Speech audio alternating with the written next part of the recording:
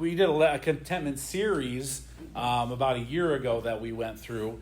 And as I got to this point in the marriage series with contentment, a lot of things that were said in the lesson that was written is very similar to what we went through about a year ago. So I took some of the things we went through a year ago, some of the things that were in the lesson for the week, and also kind of added some other things in there too.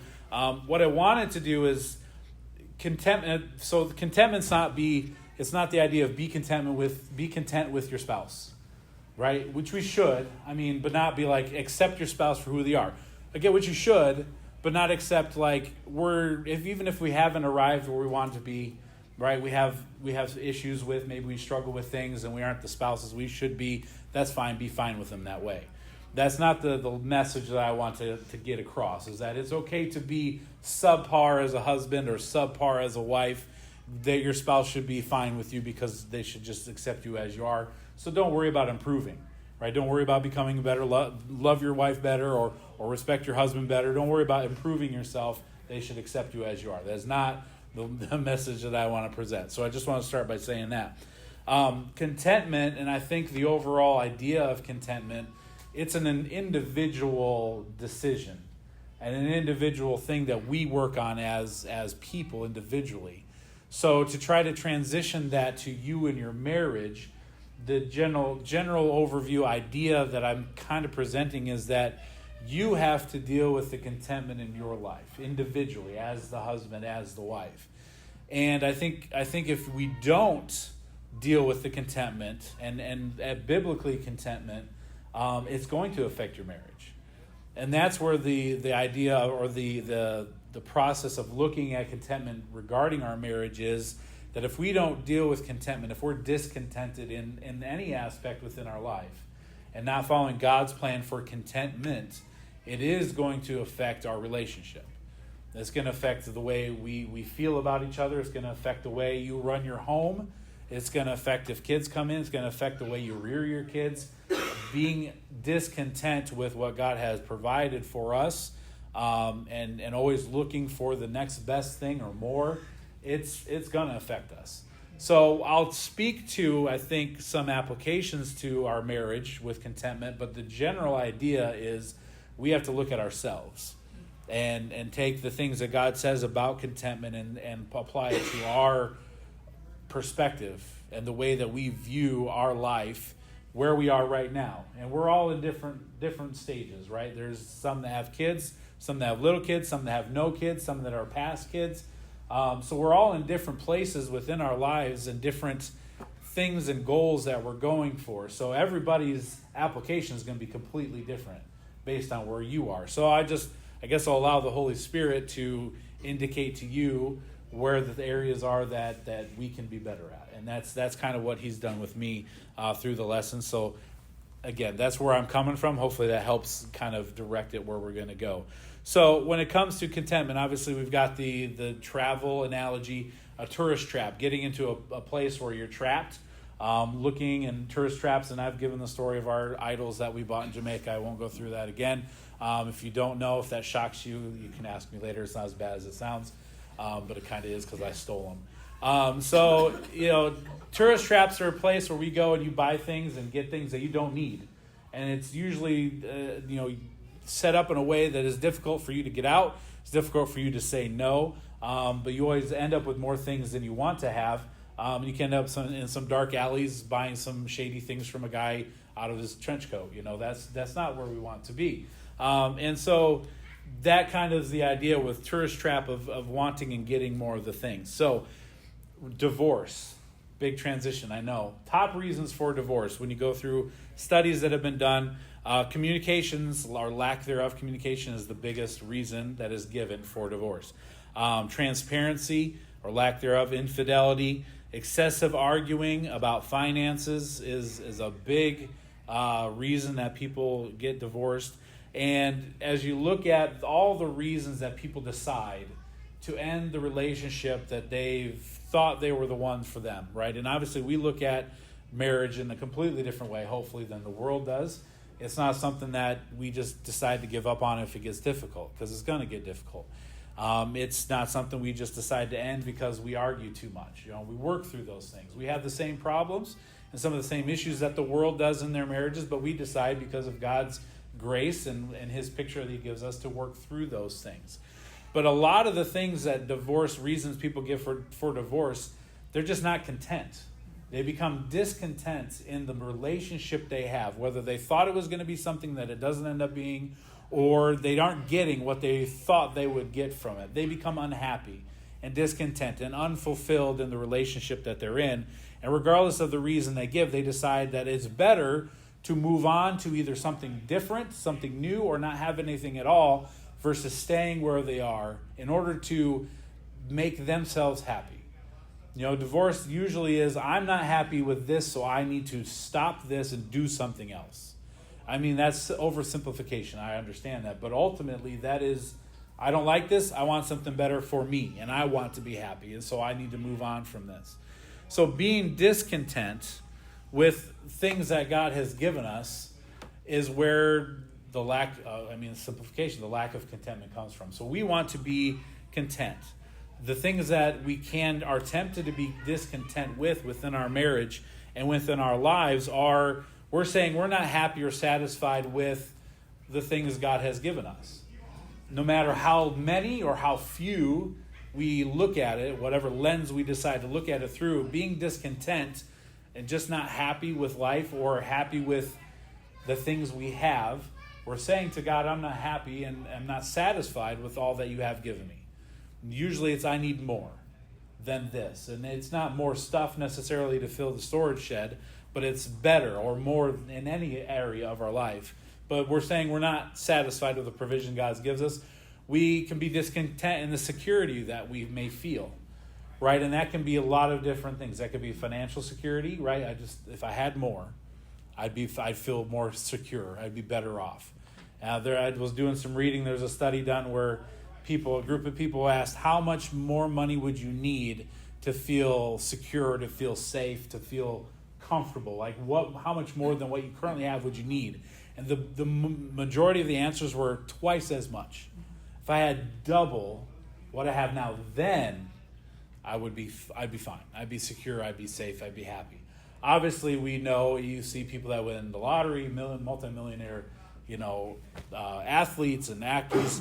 Money doesn't make you happy. Having stuff doesn't make you happy. If you're discontent, more things won't make you content. It'll just make you discontent with more things.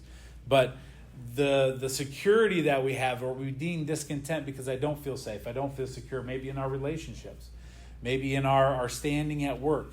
You could apply that to a lot of different areas. And when we become discontented, we focus on the discontent that we have in the areas that we just don't feel as though we're satisfied with them. And that could be a lot of different areas that brings that security. The friendships that we have, or the lack of friendships that we have, right? Being content with the friendships, or if I knew that person, if I had more of these people, and I know we're all mature enough where Facebook friends or Twitter followers or Instagram followers don't affect our value of how we feel or who we are, right? I know we say that's the youth, that they need the likes and they need the followers that gives them validation. We definitely don't struggle with those things, or at least we aren't going to tell people we struggle with those things. But when people like our photos and videos, we feel good about it. We like it when conversation comes. But the friendships, being content with the friendships that we do have and not always looking for more friends or adding different relationships because the current relationships aren't good enough, right? Being discontent with those. Being discontented with the opportunities that are presented, right? And again, that could be work, that can be school, that can be a lot of different, that could be here at church. I wasn't given the opportunity to fill in here or do this or be part of this. And so I'm discontent about church because no one asks me to do this. No one looks to me to help with this, right? And it makes me feel discontent about everything that deals with here. Same thing with work. I didn't get that promotion that I should have got. This guy got it. He doesn't deserve it. I work twice as hard as they do. Right? We can add all those things into opportunities that we aren't given and being discontent with those things. Recognition of our contributions, right? Again, that can go to work, and that's a very easy place to go. I'm not recognized. I'm not valued for who I am and what I do. And that very well may be true. But again, that will cause us to be discontent with the job that we have. This can be done at home, though, too. And again, this can be between you and your spouse. right? All the things that you do for your family, all the things that you do and you don't get the recognition that you deserve, we can start to be discontent about all the things, all the sacrifices and contributions that I make, and they don't even say thank you, right? That's usually if you have kids in your life, right? I do all these things. They don't even care. They don't even know. They are complain. And we become discontent about the job that we have or the role that we fill within the home and it not being appreciated enough, right? We could be discontent about those things. And we could be discontent, again, about just where you are in life, right? I thought by this time I would be here. I would be able to do this. I'd be further along in this. I'd have a house like this. I'd have relationships like this. My kids would be like this. This would be this way, right? And we're all in different places in our lives with children and works and being retired and jobs and all those things that we do, different areas of our career. And we can look at our life, where we currently are and the things that we deal with, the big things that are burdens to us, the things that bring us happiness, the things that bring us joy, and say, man, this is not where I thought I would be. I didn't think that at this point in my life I would have to be doing these things. And we can say, man, I'm not happy with it. I'm not satisfied with it. I'm not fulfilled. It doesn't bring me joy and fulfillment. And being discontent within our Christian lives, within our lives, is going to spill over into our marriage. Because if any of these things and many other that aren't up there are bringing us discontentment in our lives, or we're frustrated and angry and just upset, your relationship with your spouse will be affected by that. You'll treat each other differently. You'll interact in a different way because there's discontentment in your life. And it's something we all have to fight. We all deal with it. We all have areas in our lives where we're not content. And I don't think God, and we'll get to some places where God talks about it, God's not upset at us for wanting more or wanting better. You shouldn't shouldn't work any harder so I don't get a promotion because I got to be content with minimum wage. No. God says work hard, do your best all the time, and you should get rewarded for that, right? And that's okay. It's okay to have good things. It's okay to have nice things. It's even okay to have more things. But when our happiness and fulfillment is tied to that, that's where the problem is. If only having more things brings us happiness, that's a problem. Having more things is not a problem. If you could be happy with less, that's good. That's what God wants. He wants us to be content. But if we're discontent in our personal life, those things are going to spill and have an effect on our marriages. Go to Luke chapter 12. Luke chapter 12. Well, it's a pretty prominent verse. You're probably familiar with it and have read it before. But this is in the New Testament. I'll jump ahead a little bit as you look. In the New Testament, beware. The word beware is used 14 times. And Jesus himself says it 9 times. And here is one of the times where he says it. Luke chapter 12, verse number 15. Jesus said, he said unto them, take heed and beware of covetousness. For a man's life consisteth not in the abundance of the things which he possesseth. So Jesus talks about being aware of false doctrine. He says beware of false teachers. He says beware of the hypocrisy of the scribes and the Pharisees. And then in the same breath, he says beware, and all the way back, beware of covetousness. So if he's saying beware of false doctrine, that's a pretty big thing to beware of, right? Beware of teachers of false doctrine, false teachers. Beware of and we know how Jesus felt about the scribes and the Pharisees. Beware of those, the hypocrisy of them, where they look to be good, but they don't even know God, right? He says, beware of all these things. And then here he says, and beware of covetousness. So to me, that puts kind of the same level of importance from Jesus' mouth on false doctrine and covetousness, meaning it's a big deal if we go around with our life wanting more. And I know he has to say it to us because we struggle with it.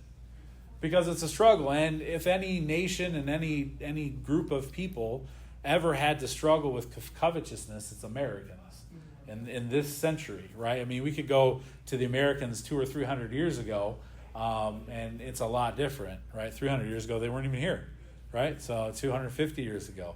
But you could go back to the pioneers and the way they lived their life, just to have clothes on their back and to have fine food to eat for that day. They were good, right? And we go to Sam's Club and Costco and have food for a month.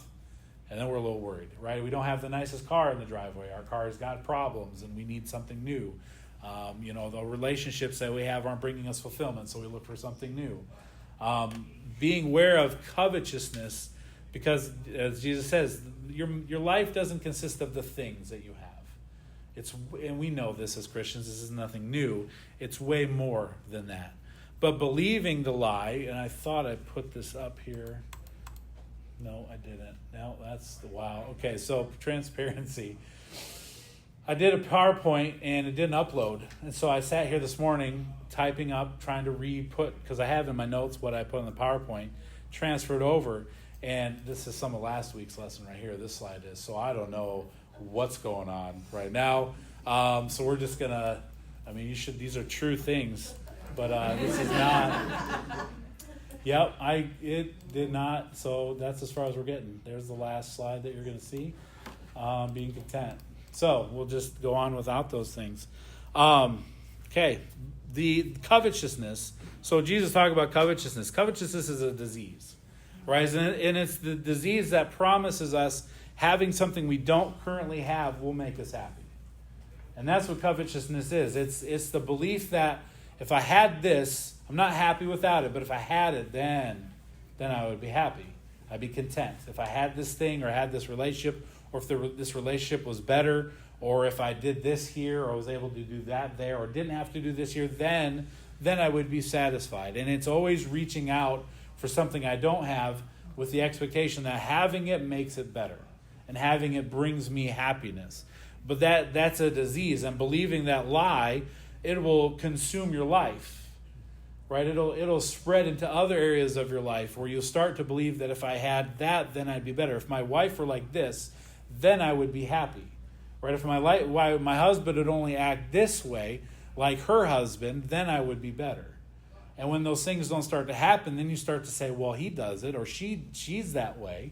Why can't my spouse be that way? And man, their spouse is way better than my spouse. I wish I had a spouse like that. And you can see how that cycle just starts. Talk about a crazy cycle to be on. That type of thought process brings chaos to your life. It's going to bring discontentment to your life. And you're not going to be happy. You're always going to be thinking something else is going to be better for you. So that promise something obviously varies from person to person, right?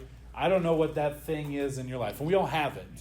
We all have multiple things or relationships in our life that we, even in the back of our mind, even if you maybe never say it to your spouse or say it out loud, you think that if there was an extra zero at the end of my checking account or at the end of my savings account or a couple extra zeros, I'd be good.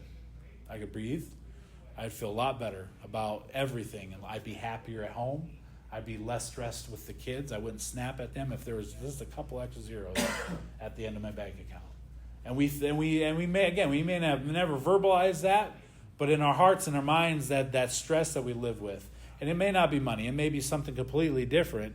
You think having those things would make it better, but God says having all those things, that doesn't bring contentment. That's covetousness. That's wanting something that you don't have, and it will consume you, and it will affect your relationship with your spouse.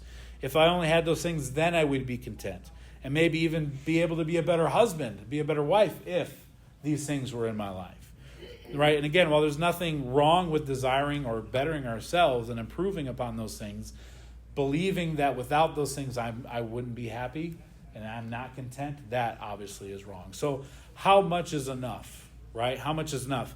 And I said this already, according to the study, people say if they had twice as much, that would be enough.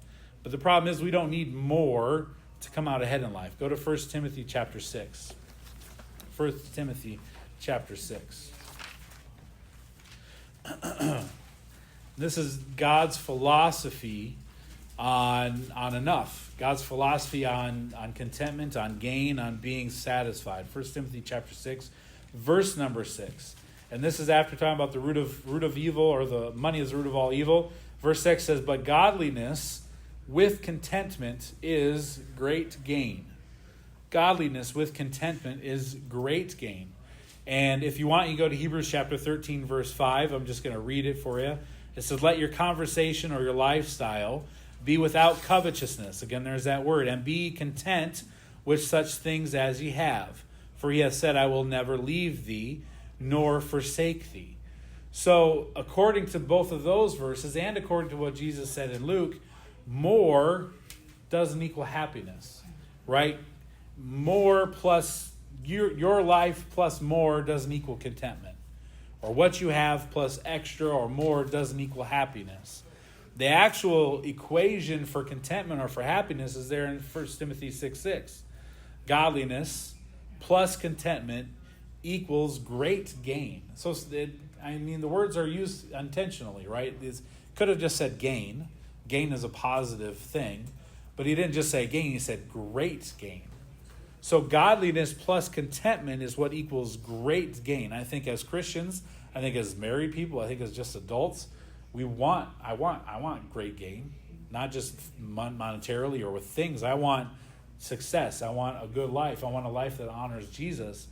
And so godliness plus contentment equals great gain. So how do we take that equation and make it real, right? How do we put that into our life? How do we make it practical? And I think the very number one step that we can take to make godliness plus contentment equals great gain is that we focus on eternal over temporal. We focus on eternal things over temporary things. We know where our treasure is, or where our heart is, there is our treasure, right? We know that Bible verse that God says, where your treasure is, there will your heart be also. So you as a couple, you as a married couple, as a family, where's your treasure? Right? We'll take a step back and talk about us individually, but as a couple, as a family unit, right? As a leave, weave, cleave, as a new unit, going forward, building a life, rearing kids, and all the things that God asks you to do to honor and glorify Him with your life here on this earth. What is your treasure of your couple? Right? What's the goal? What's your desire? What's the most valuable thing to you as a couple? And hopefully, both of you probably have individual things that are valued and goals. Hopefully, as a unit, as a family unit, you have goals and desires and things that you live your life for. Right? If we're just going through life as just to get to the next day, and we have our own individual desires and goals, but we don't share a common goal as a couple, we probably should have a conversation about those things. But what is the desire that you as a couple has? Right? Temporary things and achievements, temporary achievements can leave us feeling empty. Right? And they can even cause resentment towards each other as we look for places to put the blame. Right? If we don't achieve the things that we desire, if we are unable to get the things that we feel like we want, or if we're not in the place where I thought I would be at this age in my life right now, we can start to say, and it's his fault. Right? And she's to blame for this. And you may never say those words. Right? I understand. It would be more tactful than that. But that doesn't mean we won't act as if that's how we feel. And some of that resentment can come off on our spouses. And some of that discontentment can rub off, and you may not even cognitively understand that's what you're doing. But if you're short all the time, right? If there's just not a lot of patience, there's not a lot of grace, there's not a lot of forgiveness, which that slide was up there for forgiveness, right? That's possible that there may be some of that resentment for not being where you want to be, discontentment rubbing off on your spouse. Colossians 3:1-2 says, "If ye then, being risen with Christ, seek those things which are above, where Christ sitteth on the right hand of God. Set your affection on things above, not on things on the earth." Right? God knows that our tendencies are to always think the grass is always going to be greener on the other side. Right? That's our natural expectations, is to, if we don't intentionally strive to be content with where we're at, we always think there's something better over there or something better just beyond. And God says, no, the greenest grass is in heaven, so focus on that. The best that you're going to attain is in heaven, and things that last for eternity. So focus on the things that last for eternity. So as a couple, focus on your relationship with each other. Focus on your relationship with God. With your relationship with the Lord is the only thing that's going to continue to grow for literal eternity. Your relationship with Jesus, with God Himself, will continue to develop and grow for all of time. So the more you develop that here, the better off you're going to be when you get to heaven, and continue to develop that. So don't neglect that relationship with the Lord here because we're focused on other things that only last here, right? Your job, In 100 years, you're not going to be able to work your job. In 50 more years, you may not be able to work your job you're working right now. Right? The job you currently have that you just, guys especially, you just devote a majority of the hours of your waking life is to your job. In 50 years, you are not going to be able to physically do that job anymore. I'm guessing. Don't argue with me if you're like, actually, I could. Okay? But the point is it's temporary. 50 years is not a long time. 50 years is a short amount of time. And we devote all our waking hours, the majority of our waking hours to, and even our not waking hours. You ever had dreams about your job? You're so stressed about it, so many things going on that you can't even get away from work while you're sleeping? Right? We devote so much to something temporary. And then if we can squeeze Bible reading in, we do. If we can squeeze prayer time in, then we do. Right? It's even maybe a little too much to ask me to be here early for prayer time with all the other guys here on Sunday morning. But I can get up early and go to work. I can do all these other things that are temporary. Right? As a couple, devote things and devote time to things that last for eternity. So again, that's your relationship with the Lord. That's your relationship with each other. If you have kids, that's them. That's devoting time to them. Devoting time to telling others about how they'll spend eternity somewhere.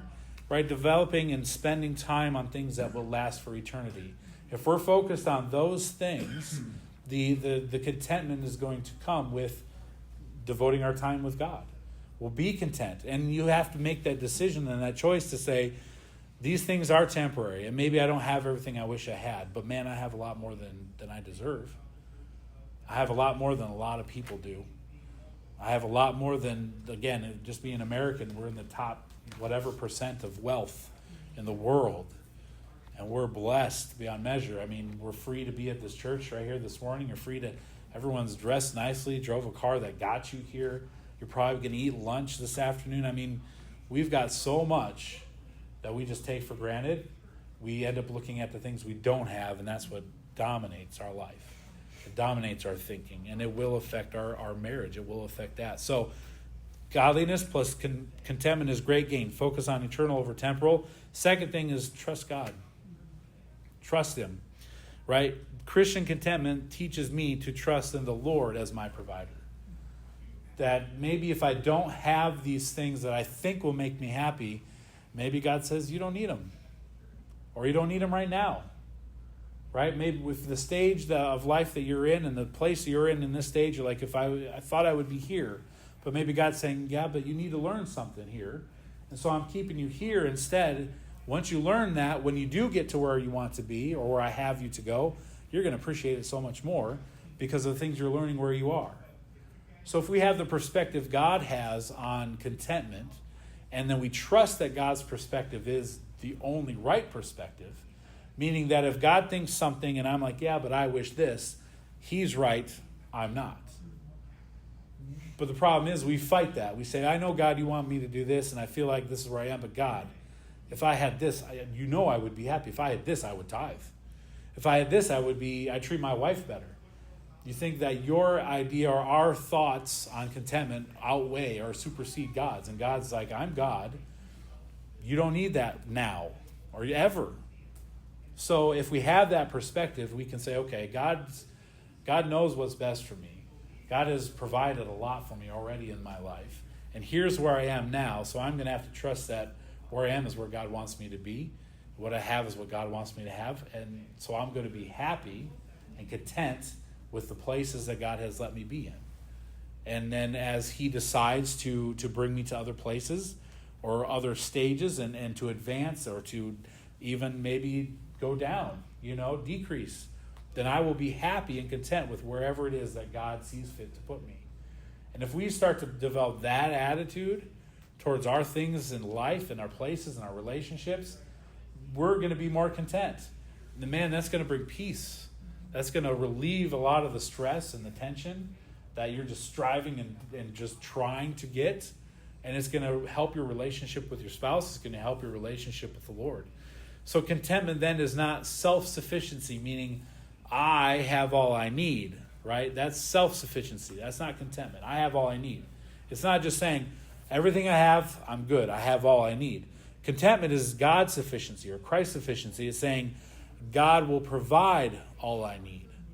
So it's not just the idea of I have everything I need. It's that God has given me everything I need, and therefore what I have is what God wants me to have.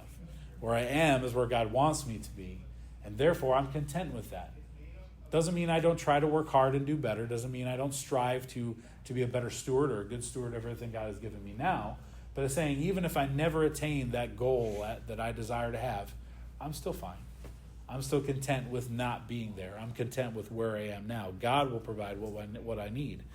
Because when we trust God for the things we don't have, and trust, though, that he will give us the things we do need, then we're okay with wherever we're at. We're okay with the stuff that we have. We're okay with the relationship we are, with the status we're in.